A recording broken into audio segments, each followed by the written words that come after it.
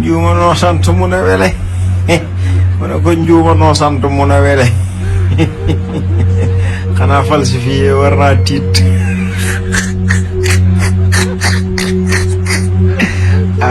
ama ngay soppi kayit yi di ama ngay soppi kayit yi di bi nekk ministre ak premier ministre de les deux parents il est venu à Guinée il est de Guinée waaye bi mu doon candidat bëgg a jiite Sénégal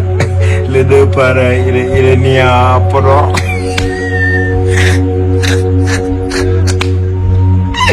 sa fukki para bu doon origine Sénégal du tax nga jiite réew doo gañe xanaa xamoo réseaux sociaux daa jubóog patriote booy def dara réseaux sociaux mooy ñëw yee patriote yi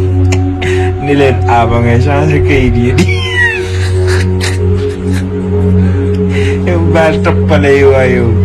ndekete yow am nga juróom benn fukkaat ak nangam ni yow mag nga ni man ci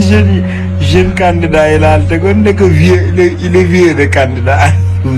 daa vieux de candidat ci nga bokk quoi xanaa ngay ñuulal yow mu sikkim ba day xool waaw maa ngi nii amaguma 40 ans maa ngi sikkim mbaal toppale yi ak caaxaan yi man nga falsifié WhatsApp sikkim waaye falsifié kayit yi mënoo ko am say parents Guinée lañ dëkk loolu dogalu yàlla la ko dogal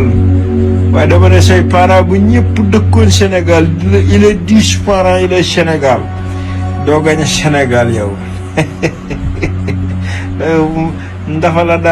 dalaa tayle